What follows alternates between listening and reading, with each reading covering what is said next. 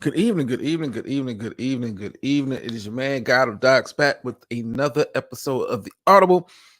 Hope everybody had a good day out there. Hope everybody has had a good week so far. I know that I have. I know that I have. This just can't get by fast enough. I'm trying to speed through, brother, trying to get to the vacay. Trying to get to the vacay. All right, but anyway, yesterday, we had broke down part one of the NFC West. Stay tuned later on this week when we break down the AFC West. Yesterday, the focus was on the Arizona Cardinals. I gave them more time than I should have, and the Seattle Seahawks. And tonight we're going to be wrapping up the NFC West, breaking down the Los Angeles Rams, and go ahead and put that out there now. My division pick and one of my tier one teams, Super Bowl favorites in the NFC. San Francisco 49ers, we're going to break them down. Also, like I said, tomorrow we'll be on break. Those that know, I'll probably be over in the other space doing a, I guess you can call it build. I like to come up with a new name for it, new vibe, new channel. Maybe not. Maybe not, but hey, so tomorrow I'll be over there in that space doing that. So I won't be here, but I'll be back Thursday, be back Friday. 8 o'clock start times for both shows, probably, unless something changes. And then, next week I'm just gonna be kind of sitting back and enjoying the games. College football really kind of gets into gear. This coming weekend, I know big game this weekend is Florida State LSU. Probably the biggest, top 10 matchup this weekend, and of course, NFL. So we're gonna be kind of doing that, but yes, just kind of get into it. I'm kind of getting into it. How you doing, Miss Murphy? Here, always with the perfect attendance, always with the perfect attendance. Appreciate it as always. If I've not got to your team yet, stay tuned. If I've already done your team, hey, if you're not sure, go on the channel, like, share, subscribe, all the good stuff, thumbs up, thumbs down. You may agree, may disagree, but anyway, let's kind of get into it. I'm not going to spend too much time talking about the Rams, kind of like the Arizona Cardinals yesterday. It's not a lot to look forward to when you really break down this team, much like the Arizona Cardinals. This division pretty much is a two-team race, and I don't think it's going to be that close of a race for the top spot. But, we're going to break them down because it is some Rams fans somewhere out there that may be hearing this and maybe listening to it. Oh, man. Where do we start with this team? I guess we start with the most important position on the field. As always, we start with the quarterback position. Matt Stafford coming back from injury. Missed a significant chunk of last season out with the injury. And it showed with the team's production on the field. Injury was kind of like the word of the day when associated with the Los Angeles Rams. The amount of injuries that they had and the injuries to key players. We're talking about Matt Stafford, talking about Cooper Kupp, Aaron Donald missed some time. It was a very down year if you were an LA Rams fan. And this year is not going to look that much better. That much better. Even if they stay in perfect health, I don't see the Rams really challenging for a wild card spot. I don't really see this team as currently constituted as being a team that can probably win maybe 5 or 6 games. I'm just going to be honest with you. It's not a lot to like when you break down this roster, but we're going to start with the quarterback position. Like I said, Matthew Stafford returning after the major injury last year.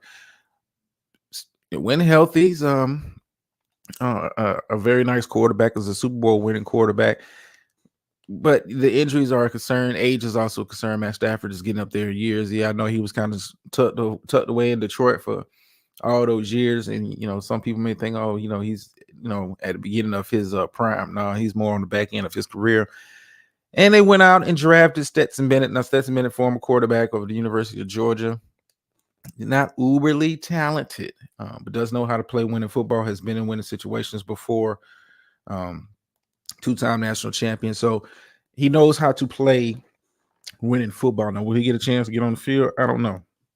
If I'm the Los Angeles Rams, if I start the season, let's say by mid-season, week 8, week 9, if I'm looking at a 2-6, 2-7 record, hey, I go ahead, see what I can get for Matt Stafford, possibly on the trade market before the trade deadline, and rock with Stetson Bennett for the rest of the year. I've been saying it for each of these teams to have these questionable quarterback situations, next year's draft is probably one of the better drafts for quarterbacks in a very long time. When we're talking about talent at the top of the draft and the depth of talent at the quarterback position, you may see Stetson Bennett starting some point this season. Some point this season, Matthew Stafford still has value to a playoff ready team. That was kind of the appeal for bringing him in from Detroit. And the Rams are a perfect example of what you do when you go all in, push all your chips to the table, get rid of all your draft capital, get rid of all your young players, and go for a ring. At least the Rams can say, "Hey, we didn't just try; we actually got a ring." But at what cost? At what cost? The franchise, as currently constituted, unless they move some of those big name players that they have, we're talking about a 4 or 5 year rebuild. And be honest with you, didn't spend a lot of money in free agency. Really rebuilt the roster with the depth of draft picks that they have. But, they didn't have a whole lot of high quality draft picks. I'm just going to be honest with you on that note. But hey, if Matt Stafford is healthy, maybe 6-7 wins. It's not a good team. Not a good team. When you look at the skill positions, it's something like especially in the wide receiver core. But for the most part, it's kind of thin. It's kind of thin. We talking about running back, talking about starting running back Cam Akers, who I think, and this is my personal opinion, I think he's a pretty decent running back. But for whatever reason, the Rams have never fallen in love with Cam, and it's kind of been like, And of course, he's had his own injury history. They do have Carmen Williams behind him, Zach Evans, just guys. Cam, like I said, Cam Akers, in my opinion, is a pretty good, running back in the right situation, right scheme. I don't think this is a good fit for him in the Rams offense, and I'm not liking what's behind him anyway. So, scale of 1 to 10 when we're talking about the running back position for the Rams, 4, pushing 5 maybe. And it's middle of the road. It's not it's not a lot to love there. We'll move on to the receiving core. Outside of Cooper Kupp, Van Jefferson could be a good, good number 3 guy on a lot of teams. Just really hasn't taken off in his career. I do like the speed of Tutu Atwell, but this, receiver core, lives and dies with Cooper Kupp. If Cooper Kupp is not on the field, last year he was out for significant part of the time of the season with an injury. If Cooper Kupp is not dominating, and he's not, back to Cooper Kupp when he won Offensive Player of the Year a couple seasons ago, if he's not back to that level after coming back off the injury, scale of 1 to 10 when we're talking about the wide receiver core, Tyler Higbee, he's a guy.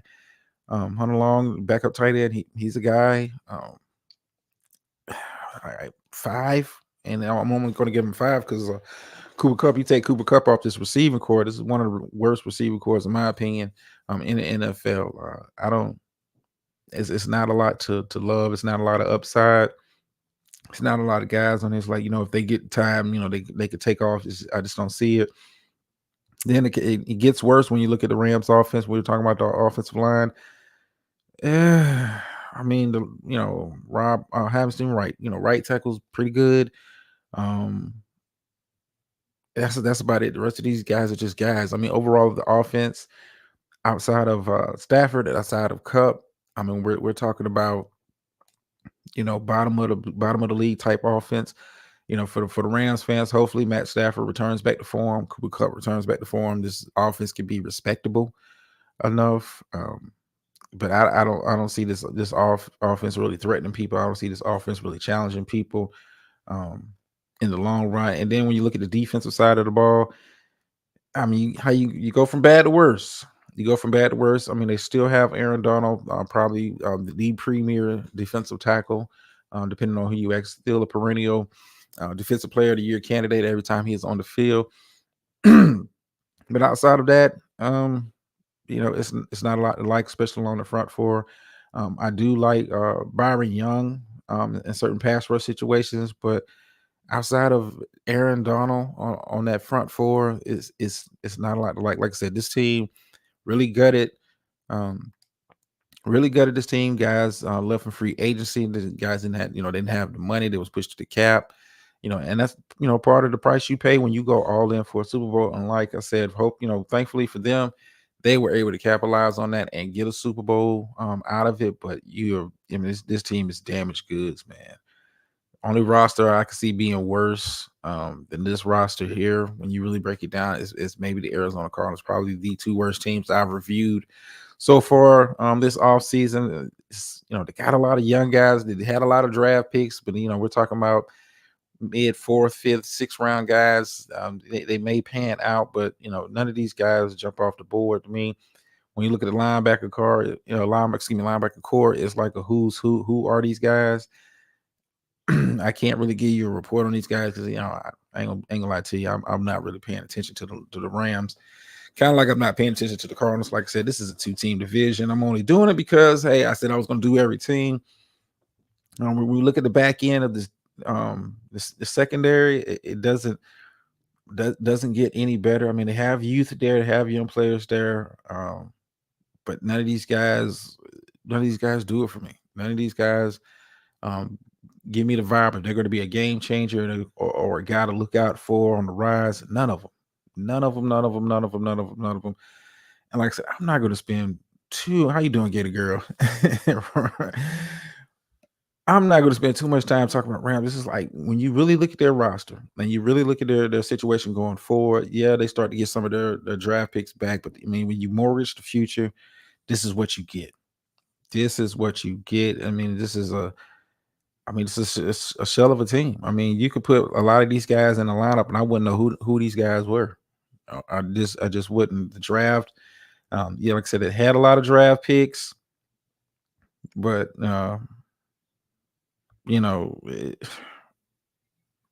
it was just like they're just guys. I mean, their bodies. I mean, you had to kind of rebuild through the draft. I'm the only guy I really recognize from the draft. The guard, Steve Avila, he was okay. Byron Young, I watched him in college. Stetson Bennett, of course, of the national champion Georgia Bulldogs. But other than that, I mean, they're just guys. I mean, it's nothing to none of these guys really jump off the page at me, man. Like, I mean, I'm being nice by giving them 5 wins, and that's just if Stafford and Cooper Kupp are back playing at the level they're capable of playing at. That's the only reason I would give it. If they're a shell of themselves, oh man, you're going to be seeing the Stetson Bennett show. It's not a lot of talent at the wide receiver position for him to work with. It's not a lot of talent at the running back position. I mean, the offensive line is it's not good. So, you're asking a guy who really can't move like that to be running for his life. Yeah, I'm kind of off of the Rams. I'm kind of off on the Rams. Let's kind of get into the meat and potatoes. I could have just, just flat out just did this is 2 teams, but I said I was going to do every team.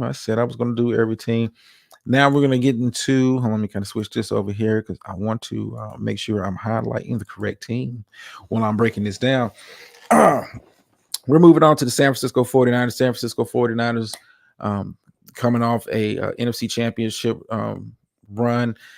In my opinion, if you was paying attention to last year, I had San Francisco beating Philadelphia in the championship game. But hey, who would have thought injuries would have just devastated the team at one particular position? You're talking about Trey Lance was out, Garoppolo was out, Brock Purdy gets hurt, the backup quarterback gets hurt, and Brock Purdy comes in and he's pretty much a one-arm man. It was a disaster. Not to say that's an excuse, but hey, anybody that don't think that quarterback play would have made a difference, it might have had a different kind of ball game, is full of themselves, or you're an Eagles fan. That's all I can say on that. But you do have a lot of pieces coming in. Some changes were made to this team. Some big significant changes was made to this team. Some guys was moved out of. You missed it last week. Trey Lance over the weekend was traded to the Dallas Cowboys. I'll take him. That was going to be one of my question marks as I kind of slowly kind of got down to doing the NFC West. Was like, what was the 49ers plan going to be with Trey Lance? Hey, they've already kind of made their decision. They're going to rock with Brock Purdy and Sam Darnold. Just like I do with every other team, start the quarterback position. Brock Purdy, kind of like the hot new kid on the block, Mr. Irrelevant. Um, Mr. Irrelevant came out of nowhere, had a hot run last year. Unfortunately got hurt in the NFC Championship game, and we're here. Now he's been named the starting quarterback going into the season. I'm not sure. I'm not really sold on that decision, and here's why. I mean, the guy was a 7th-round pick for a reason, and I know people are looking at him. And when you're thinking of guys drafted 5th, 6th, 7th round, the first person that pops into your head is Tom Brady. I'm not sure if Brock Purdy has the mentality or that's going to be putting the kind of time into his game to be the next Tom Brady. But I know that's people's first, inclination, the first thought. Oh, he was a late round pick. He's going to be the next Tom Brady. I'm not necessarily sold on Brock Purdy. He to me he played like a backup supposed to play last year. It wasn't like he was lighting it up. He played mistake-free football, got the ball into the hands of his playmakers. And when you look at San Francisco's offense, it's a lot of playmakers to get the ball to. And he did what he was supposed to do. But he's been, like I said, he's been penciled in as the starter.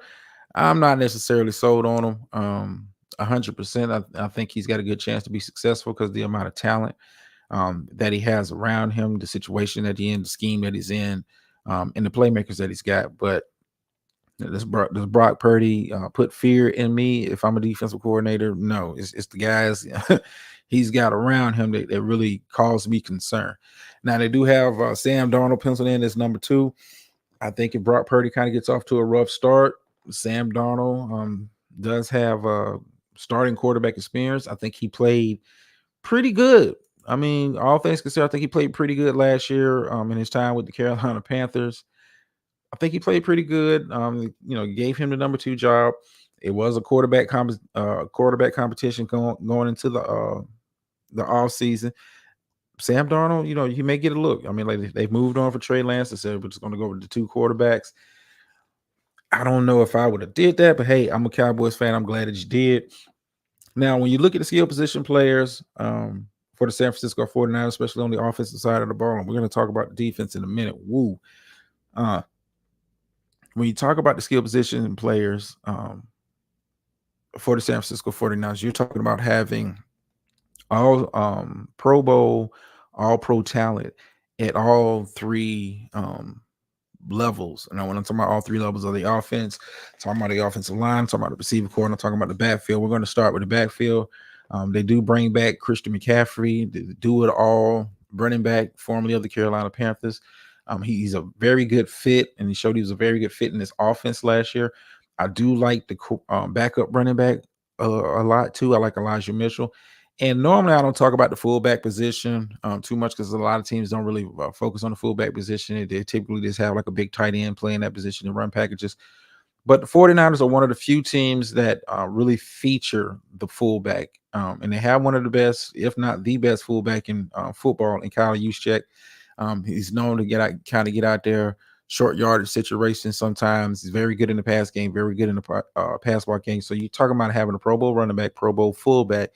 Then when you look at the wide receiver core,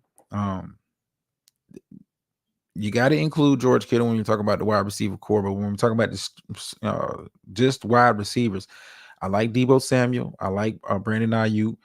I like Ray McCloud.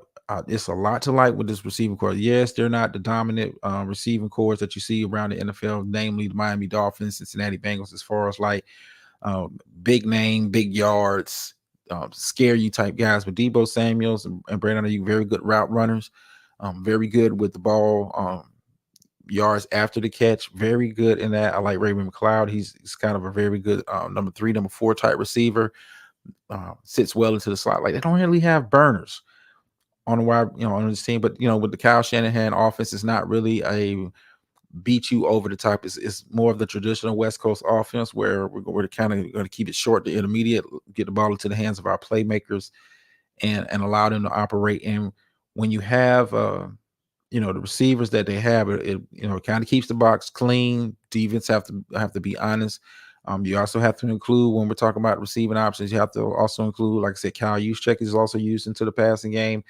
Christian McCaffrey is also one of the very best running backs coming out of the backfield as far as running routes and catching the ball.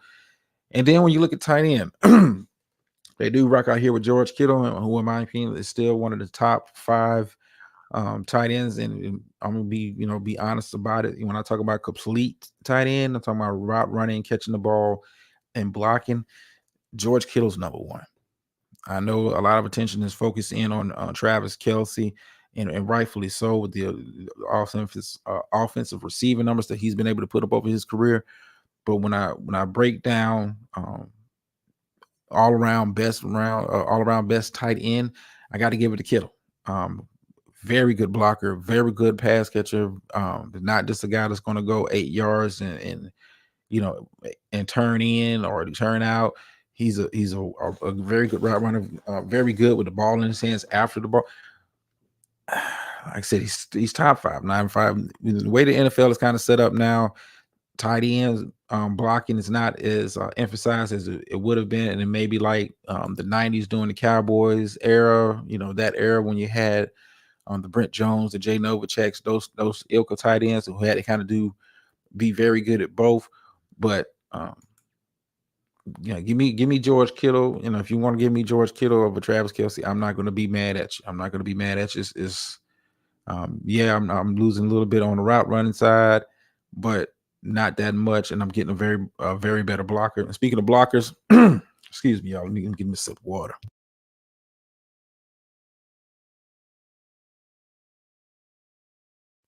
All right, I'm back. All right, we were talking about blockers. One of the best offensive lines in the NFC, and then it begins and ends with the left tackle Trent Williams, who and I hate to say this as a Cowboys fan, because I love me some Tyron Smith at left tackle, but he just can't stay healthy. Trent Williams, for the better part of his career since he's been in the NFL, has been the best left tackle in football, and I can say that with confidence, and the stats will back me up on that. Trent Williams is a mountain of a man. He's been a mountain of a man since he was with the Redskins. Has continued that with the 49ers. When you go up and down the offensive line, if you're not a 49ers fan, you don't know who these guys are by name. They're not household names, but it's a very talented offensive line. And with the West Coast scheme, we're talking about a lot of one cut, creating one cuts for the running back.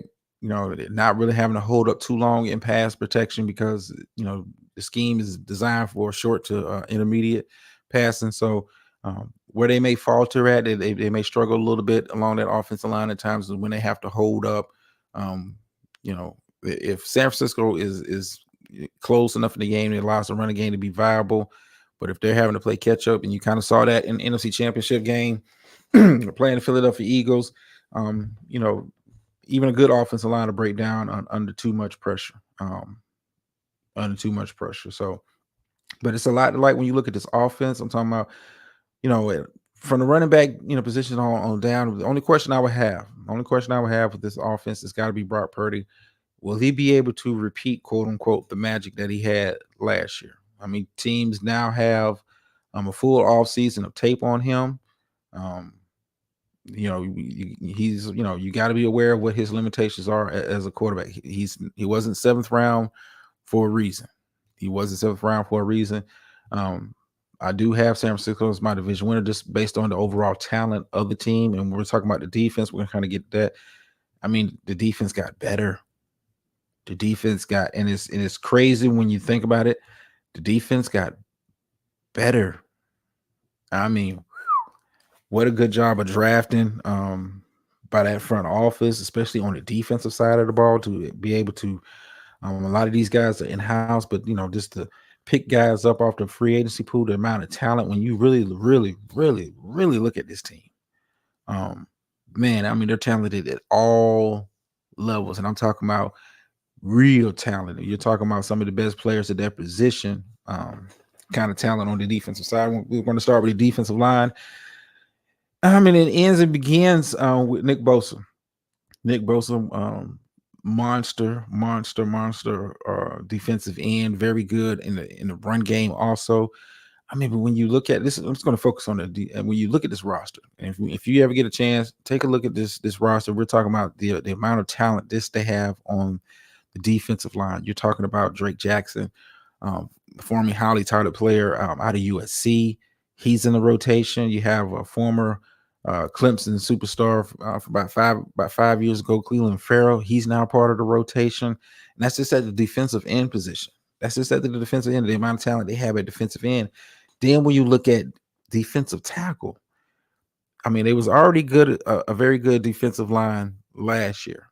I mean, you're talking about Eric Armstead being the key of that defensive line as far as the interior last year. But they went out and, was able to finagle and bring in Javon Hargrove coming over from the Philadelphia Eagles. And let me kind of give them a round of applause for that. Anything that makes the Eagles weaker, I'm going to applaud. But yeah, they brought him in. So you're talking about having Javon Hargrave, who probably won't be seeing double teams because, when you have a Nick Bosa on the outside, he's going to command that attention. You have Drake Jackson, Cleveland Farrell coming off the other side. And that's just from the defensive line. We haven't even got to the linebackers yet. But when you have he's alongside of Eric Armstead, who's going to demand his own attention. The one player I'm looking to watch on the defense this year, I'm waiting for him to kind of break out. I was very high on him coming out of college, but that's Javon Kinlaw. Just hasn't produced like I thought he was going to produce when he was coming out of college. I thought he'd be a much better player in all things. Okay. I don't know why she sent me that. Oh, some other stuff, but yeah, Javon Kinlaw never really kind of taken off. What's going on, West Bank? Rams on the rebuild. Stafford won his ring. Yeah, they cashed in, and that's what you're supposed to. If you're gonna go all out, trade future draft picks, hey, you better get a ring. But Javon Kinlaw is a player I'm looking to kind of see if he can break out, a former first round pick. Is he going to finally blossom, or will the team? The team, I know has been talking with them moving on from him. I got to check the final cut roster because he may have been cut.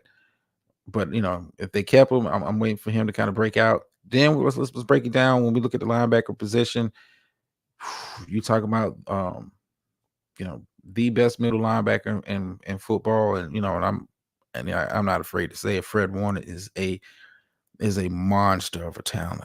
Monster, and he has been the best middle linebacker for at least the last 3 or 4 years. Monster can do it all. Can rush the passer. Very good, very good in run defense. Excellent in pass coverage. Is a true sideline to sideline linebacker, and his partner along in that linebacker core, Dre Greenlaw, another very talented. Very, very, very talented linebacker. I mean, you got two guys who can fly to the ball, two guys that can do it all, can rush the passer when needed, who are very good in pass coverage. I'm not sure who they're going to have to fill the other linebacker position. I mean, they do have some guys there, but then these guys kind of jump off the board to me. I do like Oren Burks to possibly fill that third linebacker position. But when you have a Fred Warner who can cover so much ground, when you have a Greenlaw who can cover so much ground and get after the quarterback, both of them can. The other guy you just need to be kind of focusing on one thing and kind of chilling like that. Then when you get to the secondary now, it is a bit of a drop off at the secondary level. Not that big of a drop off. You do have Travarius Ward. You have Isaiah Oliver, who I liked coming out of college. I like Luter as a slot corner. I like Lenore. These guys, they didn't get a lot of publicity last year. But when you have that front seven that can get after it, and take away a lot of that stuff, you don't need them to. Now they did lose Ward in free agency, but they had a talented young safety just waiting in the wings to replace him. And I'm talking about, I'm not sure how to say his first name, but Hufanga. Hufanga was very highly touted coming out of college. I did like him. I liked his skill set. I liked his athleticism. They still have Tayshaun Gibson back there, kind of like the veteran of the secondary, still calling plays. Another guy that I'm kind of looking for to kind of make a splash is Jair Brown on backup safety. Boom, as good as the offense is, as good as the offense is, I think the defense is just a tad. If I'm gonna rate the offense, I'm gonna rate them about an 8 out of a 10. But when I look at the 49ers defense, and this is what I think is going to carry them, as far as it's going to carry them this upcoming season. Um, this is probably from top to bottom, D line, linebacker, secondary. I mean, it's only maybe, and it's only other it's two teams I can think in the NFC that can compete with them defensively. And of course, that's my boys and the Philadelphia Eagles. I'm talking about this defense, man for man, position for position, can give anybody a run for their money. You're talking about some of the best players at their position, not just in the NFC, but talking about the NFL. When we're talking about Nick Bosa, the year Hargrave had last year for the Eagles, you're talking about a Fred Warner, Greenlaw had a monster year. It's a lot to like. Like I said yesterday, I do have Seattle kind of getting into the playoffs, but I don't see them really challenging the 49ers for the division. I think the 49ers are going to come out here this season real focused, real motivated. I think you're going to see San Francisco, and if I'm San Francisco, you're going to be smart doing this. I'm really going to be trying to push for the number 1 seed just because I want the opportunity to possibly have the NFC Championship game at home. Typically, the team that has number 1 seed, typically you get the better breaks, you get the lower seeds as you kind of go through the playoffs, and you don't really match up with a real heavyweight until the championship game. So I'm looking at San Francisco to try to come out here gangbusters, try to roughshod over the NFC, roughshod over the NFL, really push for home field advantage throughout the playoffs. Get that first round bye. But the question I have, I got a question for every team, and I don't, you may have San Francisco as your Super Bowl pick. I wouldn't be mad at you. They're not mine. Of course, we're going to talk about that on Friday. I'm going to give my Super Bowl picks. I'm going to give you my picks for the championship game, who I got in the AFC and NFC championship. I will be giving you my dark horse pick. I'm going to have one dark horse pick for the AFC, one dark horse pick for the NFC. And, when I mean dark horse, the team to kind of look out for the upcoming season that, you may not be What's going on, TC, man? I've been good, man. Been good. Been chilling. Yeah, we got Trey from San Fran. I love to pick up, man, for a 4th rounder. Considering what they gave up the draft to do, yeah, I take them. Give them to me. Giving to me for a 4th. I'll take them. I'll take them all day long. But yeah, tune in Friday. Like I said, tomorrow I'll be over in the other space doing what the people love to criticize and scoff at. I'm doing one of the Bill shows. I got some stuff I want to kind of break down tomorrow and have a grown folks discussion on.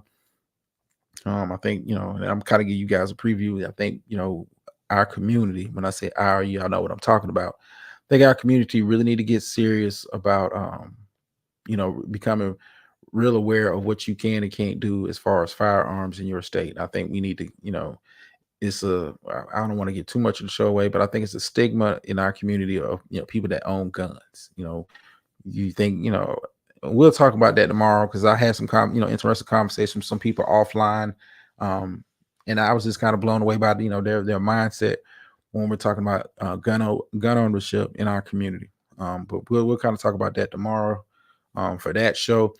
But yeah, so Friday we'll be wrapping up the AFC West. Thursday we'll be doing AFC West. We'll be wrapping it up on Friday. I'll be giving you my Super Bowl picks. I'll be giving you my championship game picks, and I'll be giving you my dark horse picks. Now, I know Gator Girl is either listening or she's gonna catch it on the replay. She's gonna kill me and say, "Whoever I pick, you pick against." Don't do that. Don't do that. Sometimes I'm right, sometimes I'm wrong, but it is what it is. But then next week I'll be on break. I'm just gonna be kind of just sitting back enjoying the first week of real football being back. Be watching some college football, and of course, brother be on vacay. So just kind of sit back and relax. And I will be back that following Monday. We're gonna be doing the Monday wrap-up show like we were doing last season. We're doing the Monday wrap-up shows. We'll be doing the Thursday preview shows, pretty much the same rotation as far as shows over here. And there's no need for me to go live every day over here. But we will be doing the Monday wrap-up shows. I'll try to keep those shows to maybe about an hour at the most, kind of go over like game by game. I'm working on trying to find a way to incorporate some highlights without YouTube saying, it's copyright. Y'all know how they go. But yeah, I'll be doing that. So, stay tuned as always. Remember, like, share, subscribe to content. Everybody that watches, man, I appreciate it. I'm always humble when anybody takes the time out to listen to a little old me. But if nothing else, man, I'm kind of get up out of here, man. I hope you all have a good week. Like I said, tomorrow I'll be over in the other space doing the build stuff. Be back over here Thursday and Friday, 8 o'clock start times, because we're doing 2 teams a day. Give myself a little bit more time, especially Thursday and Friday, because AFC West, very, very interesting. Very, very interesting. I'm trying to make some interesting arguments out of that. And then, of course, you know what I do on Friday night, the stuff they hate that I do. But hold on for a second. Got somebody backstage. What's going on, man? What's going on, bro? Not much, man. How you been doing? Man, I've been good, man. Did a little vacation. Kids back in school now, so Yeah, that's what's up. That's what I'll take mine next week, man. hey, man, lucky you. We had an early start. It's still August, man. Yeah, I like to wait until kids are back in school, because when I go on vacay, man, me and the missus, it's like I just won't. I don't want a lot of children running around. I get enough of that throughout the year. Oh, I think me and the Miz, we don't get to have our fun until the winter time. You know what I'm saying? Summertime, I gotta be the whole family, unfortunately. But I mean, it's a good thing though, man. We having fun like a motherfucker. I got teenagers now, so Oh yeah, yeah, it man, ain't it's that all bad. good. Yeah, it ain't that Yeah. bad. Yeah, but what's going on, man? What you think about your Eagles this year, man? Uh, it's hard to repeat, coming off the way they lost. I do think that they was a better team. Um, but unfortunately things didn't go the way they were supposed to go. It's going to be hard to repeat, to have a season like they did, the way they went deep into the playoffs and they dominated most of the season. I wouldn't be surprised. I know they strength of schedule is going to be tough. Um, it's just that I don't fear nobody in our division. That's the only thing. You know what I'm saying? Like, Dallas is cool, but I think they didn't address some of their issues that they had, especially offensively. Um, What you mean offensively? well, I mean, y'all, who's y'all? CD still y'all number one? Yeah, CD's our number one, but we did bring in Brandon Cooks, Oh who yeah, had that's a good pickup. who's been a number one in this league, and A he little got. old. Well, I mean, he's still effective. Still a 1,000-yard receiver, and he was been playing with some bad quarterbacks down in Houston. So Yeah. I But mean, what you think about them picking up Trey though? I I mean, love it. what is that? Is that a sign that Dak might be, hit on the way out? Well, I mean, you're starting to hear more stories come out about it. The fact that Jerry didn't even consult Mike McCarthy or Dak before he made the move, but I mean, Jerry is the GM and the damn owner, so how you gonna complain about? I like the move on a lot of levels. And when I say Dak had a bad year last year. Hmm. I mean, Dak, let's keep. He's still my quarterback, like To said. That's still my quarterback. Right. But he had a bad year last year. You led the league in interceptions and you missed 5 games. Uh-huh. And thing about with Dak, and this has always been my gripe with Dak, I can live with quarterback making turnovers. I can live with that. Hmm. But he always makes like bad turnovers. Like, Yeah. what the fuck was you thinking? Like he reminds me, and this has been a problem we've had basically since Troy Aikman. I love Tony Romo, but Tony Romo would make bad picks. Romo was the biggest fraud.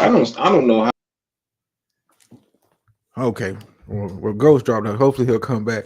I know if I start talking about the Cowboys, and here come Gator Girl. he don't ask to help about help. I don't. Hey, I'm gonna say this. I love, and I talked about this last week, and the more I think about this, the pickup for Dallas. Worst case, you waste a fourth round pick on a guy. Best case, you have a guy who's immensely talented that was able to go number 3. Now, whether you agree with him being able, being talented enough to be the number 3 overall pick, he was. It's a lot to like when you look at Trey Lance, but it's not. You haven't had much to look at. Hold on, let me bring him back up. Yeah, sorry about that, bro. No, you good. But I was just saying I like it on so many levels.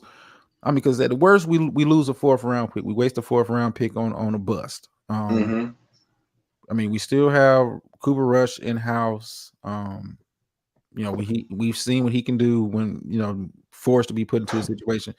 I think Dak is gotta. If I'm Dak, I gotta come into the season extra motivated because Jerry not gonna come out and say it. Jerry's still pissed off about having to give him that money. I mean, and I'm a Cowboys fan. I like Dak. Dak's my quarterback, but I don't think he deserved that money based on how he played. Like, regular season numbers. Think about regular season, especially when you're an elite team, it really don't mean shit. Yeah. Like Patrick Mahomes can put up great numbers, but he's known for what he does in the postseason. Like regular season, like if you want to talk about regular season quarterbacks, look at Justin Herbert. Great regular season as far as passing numbers are concerned, but it don't translate to winning time. Dak puts up pretty good numbers most years during the regular season, but the playoffs, it's like his play goes down. I would say this about your quarterback last year. And I've liked Jalen since he was at Alabama, Roll Tide, but his play elevated when the playoffs came. And for when I'm looking at giving guys money, and I understand the NFL, it is what it is. The market is what the market is. But if I'm paying a guy that much money to Dak, and you're leading the league in interception, and your ass missed 5 games, I'm bringing a guy, and Trey, this is the second year, right? This would be his second year. Yeah, he's got two more years left on his deal. When did he come in? When did he come in? Trey's been. This is year 3 for Trey. Oh, yeah. This gonna be year 3 for Trey. He pretty much sat. The first year was hurt. Last year, and he was like, was healthy coming into this season. So this is year 3. But he's only getting paid $900,000 this year. But what's up with San Francisco? I mean, because I remember that NFC Championship, they didn't have any quarterbacks. For them to get rid of one, it's like, well, I mean, I guess they're banking on you can't have that bad of a luck at as far as injuries. I mean, because you're talking about Trey got hurt, Rob Lowe got hurt, Brock Purdy got hurt, the 4th string guy they brought in, he got hurt. Like, right. You don't see your injury strike a position like that, especially quarterback in this league when you can't really breathe on these guys. I remember that game, dude. They was talking about bringing McCarthy as the my fault is that the running back. Yeah, McCaffrey. They was gonna have McCaffrey. He's gonna have him play quarterback. Like, they need all the quarterbacks they can get, or get some offensive line help or something. And I want to say that the NFL changed the rule.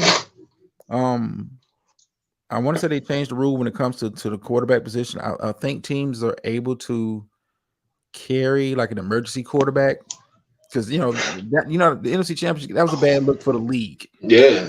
Like, damn, they ain't got nobody. Nobody. I mean, we went. It was pretty much by halftime the game was over. Yeah, because the kid couldn't even throw. It was like, well, we got to put somebody out. Can't put the guy. He got a concussion. That was a bad look for the league. So I think I'll check on it and I'll follow up with y'all on Thursday. But I think they changed it to where the teams can carry like emergency quarterbacks. But I think it's just for the playoffs. But I'll check. But yeah, San Francisco, I mean, what you gave up to go get this kid, I was surprised they gave up on him. Right, right. I was surprised that they gave you talking about 2 first-round picks and swaps and all of that. And He's still young too. I don't understand that move by them. yeah, and he was finally healthy. Maybe it's something that we haven't really heard about. Maybe it's his work ethic in the film room. That's about the only thing I could really think of because it's not a large enough sample size to say yeah he ain't got it. I mean, 'cause he's Hmm. been hurt most of the time. Right, So it's right. maybe something off the field, like he's not putting enough time in the film room, something like I don't know. But I like to pick up for us because, like I said, all it cost us was a 4th-round pick for a guy that was 3 years ago drafted top 3. If he can, and they're going to work him into some kind of packages and stuff like that. But I think if he's serious, I think Trey, if he's real serious, take the time to learn, work, get into the film room and study and be ready because Dak is known to get hurt. Right, right. I was Kachuk, gonna say that. I yeah, was gonna say that. I don't like the scheme packages for the backup quarterback. I never liked that formula. We tried that. We tried that the first year we had Michael Vick. We tried to throw him in games. Just let him sit. Just let him wait. And when it's his time to come in, it's the next man up. yeah. I know we did that with Vince Young. We just said it. We didn't no wild cats, no bullshit like that. Yeah, I would just let the kids sit, learn the playbook, and if Dak ever get hurt, you got somebody that roll in there that should be, able to be a winning quarterback. Because we had that with Nick Foles. You know what I'm Yeah. saying, and it worked out to perfection. I think a lot of teams, they might get a good name as a backup, and they be in a rush to get them in the game. Why? Like you got a guy that's capable of winning the game, leave him in there. Don't have him looking over his shoulder. So Well, but I think, like I said, Jerry won't come out and admit it, and I think I speak for a lot of Cowboys fans. We didn't mind Dak getting paid. I mean, it's a business at the end of the day. mhm. But what he got paid, like, nah, bro, because it ain't adding up to Yeah, winning time football. Like, um, say that money for the guys that have you can depend on in the playoffs, and everybody doesn't win the Super Bowl every year, but you know I have faith in Joe Burrow come playoff time. I have faith in the Pat Mahomes. Jalen Hurts proved it last year. Like, hey, when it's money time, you can depend on me to step up. hmm. How is Romo? But how is Romo even legendary? That dude was trash, man. Well, I mean, he wasn't like I said. Romo and Dak to me are similar in like they were good regular season guys, but Yeah, December is just over. yeah, it's like the play just plummets. You're getting bonehead. Like I watch Dak throw when he throws picks. I'm like, I get flashbacks of Romo. Like, damn, like what were you reading? It's not like the quarterback made a great play on the ball. You made a horrible throw. Right. I mean, it Yeah. wasn't like Romo had the time. He had T.O., he had Dez. I Well, I mean, mean, Dak's got that now, and I think he's going to be. He better be much more careful with the ball. He doesn't have to force it. I mean, get the ball into the hands of your playmakers and let them make plays. Um, I like the situation. Like I said, back to Trey. I like the situation for Trey because if he comes in, typically, when a backup quarterback comes in, they're playing with a team. This guy like middle of the road doesn't have the amount of talent. Dallas has a lot of talent for a guy to come in and be successful. You saw that last year with Cooper Rush. Like he didn't have to do too much. Just don't turn the ball over. Let the playmakers make plays. mhm. The defense is going to be what the defense is, and do that. And I think Trey can do a lot of that now. If Trey comes in and he has, let's say Dak goes down, I'm not going to hope he don't. But if he goes down and Trey comes in and have one of them runs, Cooper Rush had last year, I don't know if Mike McCarthy is going to be able to snatch him back and put him back on the bench. Yeah, I don't think so. Because again, you brought it up. He's only making what, like 900,000 Yeah, this he's only year. making So 900 this year, 5 mil less next year than last year of his yeah, deal. I mean, but Trey Lance is a much more he's a much more highly touted prospect than a Cooper Rush. Cooper Rush knew my time is limited. I have, I lose a game, they're going to go back to Dak, and rightfully so. But I think if Trey gets on a run when he's going 4-1, 5-1, Mhm. I don't know if you see Dak back on the field. Well, I would be interested to see if Trey do get in. Obviously, he has a better offensive line. Um,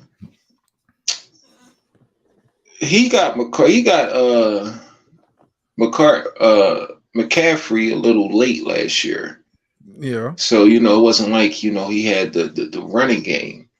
Because Dallas couldn't still do the ground and pound. I don't. Who y'all replaced for Zeke, yo?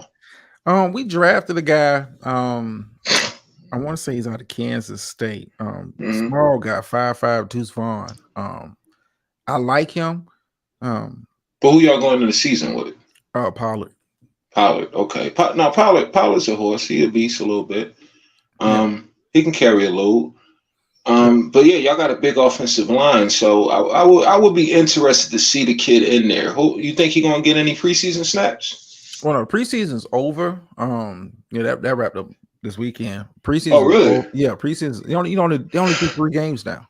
Uh, Yeah. oh shit. Yeah, they only Yeah, do man. 3 games. So preseason's over. He's on the roster. He's going to be on the roster. Um, Hmm. they're going to work with him. If I'm him, I'm diving into the film room because with Dak's injury history, it may be an opportunity at some point this season for me to get on the field and show what I can do. Hmm. And I think if Trey is smart, any opportunity he gets to get on the field, he needs to show up and show out because you may be auditioning for your next job. Yeah. I mean, because it was a market for him. I know New Orleans was in talks to try to get him. Um, I know Minnesota wanted him. Yeah. That would Now, have been a good look. That would have really been a good look for him. yeah, Yeah, because I- Cousins, I don't know what the fuck. I don't know what people seeing Kirk Cousins Cousins. he's like the white Dak, like decent through the regular season, but when money time comes, you can't find him, man. He's on the milk carton. Now, let me ask you this as an Eagles fan. It's been reported that Jonathan Taylor, you guys are in the running to get Jonathan Taylor from the Indianapolis Colts. Do you pull the trigger? Well, who is Jonathan Taylor? Running back from the Colts, superstar running back from the Colts. They don't want to pay him. He's trying to get paid. Um, when he had a down year last year, but has been arguably the best running back in the league since he's come in. I mean, if the price is right, I would. I mean, I like what the Eagles did in the draft as far as getting their defense a little younger. But the league, they don't value running backs like that no more. I don't know why. Well, it's the formula now is it used to be when you found a guy that could be a workhorse, and you rode him until he got he lasted to his second contract. A Mhm. lot of these guys now with the running back position being so much of a by committee type thing. Remember back in the day, when you drafted a running back, especially a first round running back, you were thinking of a guy, this is the face of the franchise. Yeah, but you always had like a thunder and lightning type dude. You had your big guy, then you had your speed guy, and it'll be like a 80-20. Like the big guy get the 80% of the carries, and the other guy get 20. But now it's like a three-headed monster, where everybody getting like 33% of the stuff. It's a little weird to me, Well, but it's the new NFL. It's like we can find running back. When you think about running back position, typically year after year after year after year is one of the deepest positions in the draft. hmm. Like think about how many running backs are really getting drafted in the first round anymore. Right, right. I remember Kajana Carter was number one. Yeah, like that's We booed. We booed Donovan McNabb because we didn't take Ricky Williams, who yeah. turned out to be the second running back taken still in Adrian James. Indianapolis took Adrian James instead of, it's weird. Yeah, but But it's different now with the running back. Unless you're like especially talented running back in the eyes of the mhm, league, like a Saquon Barkley or Bijan Robinson, they're yeah, not really, and it's been some very good running backs that this, the teams is like, now we're not gonna spend our first round pick on them. Now Yeah, we can get look at what Philadelphia did with their offseason. Miles Sanders, they let him walk, and it's like what we were going to pay you. We got 5 guys at the same price. yeah. But I mean, it's just a disrespected position, man. I mean, I we had guys like Ricky Waters. I mean, LaShawn McCoy was one of my favorite Eagles of all time. I'm still upset that we traded him. But you find guys that special, you just don't treat them like trade. I don't know this guy Taylor out of Indianapolis, but Check him you out. know, yeah, I'll check him out. But I Yeah, mean, one of the best running backs at his. Last year it was a down year for him. He was kind of nicked up, but you're talking about a guy that had like 2,000 yards from scrimmage. oh yeah, you got to get a guy like that if he's Yeah, available, and you can get him for like a third or a fourth rounder, maybe even a fifth rounder. Why not? yeah. I mean, like you guys are in the running, and I know the Dolphins are in the running to get him. Now, I would love for him to go to the Dolphins because I do not want to see Jonathan Taylor, a motivated Jonathan Taylor on the Eagles. Yeah, Like, no, I don't want to yeah. see that. I I don't. mean, we got the receivers, we got Yeah, the tight end, we got the quarterback, we got the offensive line still. It'll be a good. I think it'll be a good pickup, but you never know. Maybe Indianapolis is asking for too big of a ransom for well, him. they want a first round pick for him, Ah, and see, yeah, and that's like you know, and in the old NFL, yeah, that'd have been cheap for his yeah, level of talent. That's like I compare not to compare him as a player, but I'm talking about his like where he's at on the running back echelon. It's like a team's shopping Barry Sanders, and like a first round pick would have been nothing back in the day. But this nowadays, like now, yeah. we're not going to give you a first. Like we may, like you said, Third, maybe a third yeah. for him. I mean, but at the end of the day, somebody's got to pay him. He's looking to get a contract extension, and the NFL has made it known, and I'm all on board with them colluding against running backs. Like, hey, we're gonna keep this position down, and they've been doing it systematically over the years. Like, hey, we'll get 3 of you guys instead of get one more. Right, right. You know, I mean, Philadelphia is a perfect example of what they got coming into the season. They got a guy that does one guy does this, one guy does that, one guy does this. Like, This is, but see, if we overlook, it's only going to take one team that really overlooks that position and it hurts them to really switch it up. Now, it would be just our luck if we had a chance to get them and we don't, and then for whatever reason we start to see our running game take a real lackluster hit. Then yeah, yeah, and I really want a good running back because I don't want Jalen Hurts running as much. You know what I'm saying? yeah, it's Jalen Hurts running like that. And I said the same thing about Lamar. I said the same thing about Josh Allen last year. Your quarterback cannot be like your leading rusher. Right. It's not a formula. It's good in the short term if that works for you, but for long term success, he cannot be your leading rusher. Exactly. You got to have a real running game. It's okay to mix in a little read option here and there, but the Mm-hmm. quarterback cannot be taking them kind of hits, and especially with you guys just paid Jalen, so Yeah, yeah. We run the PTO all the time. We yeah. run that run pass option all the time. So yeah, a good running back that's going to be a real threat out the backfield. It'll be a good look. But yo, my phone about to die, so I'm gonna check on off of here, bro. Oh Good man, show as usual, man. yeah, man. Appreciate you coming through, man. Appreciate you coming through as always, and we'll chop it up when the season kind of gets started. Uh-huh. I do have a bet out here with Ms. Murph. I don't know if she's still listening. If we beat you guys this year, she got to come on the show. You mean beat us what? One of the 2 games? Well, I'm gonna pick my boys each time. That's not going to change. Well, I mean, we always split. You know what I'm saying? If both teams are on an all right level, we always split with Dallas. So she pretty much kind of lost that bet already. But I would rather it be like the first game. Like if y'all win the first game, yeah. I think it's going to be when I look at the division. I'm looking at of course, I'm looking at y'all, but I think Washington might sneak up on some people this year. I think Washington might sneak up on some people. They still got Carson Wentz on their team. No, no, no. Sam Okay. Howell's starting quarterback. He's looked pretty good this preseason. Yeah, it's preseason. Yeah, it's preseason. But Washington, just like the Giants, they Yeah, really, you never know. You yeah, never know. Because I trust me, a lot of people didn't have the Eagles looking the way they looked last year. no. But No, so we'll break it up as always, man. It's yeah. always a pleasure when you come through, man. It's always a pleasure. All right, bro. Be safe, man. All right, you too now. All right. All right. All right, man. Appreciate good man TC Ghost coming through. Yes, Miss Burf. Yes, I'll keep the stage warm for you when that game happens. Because when we beat y'all, I will be expecting you to grace the panel.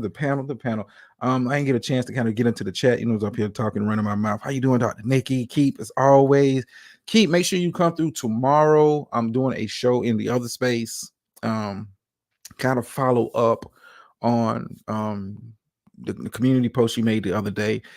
It sparked some conversation, and I'm gonna kind of bring that to the stage. And I just want you to kind of tune in for that show. I think it'll be a real dope show. I like to do the grown folks conversation. So yeah, I will be doing the build tomorrow. I'm not sure what time.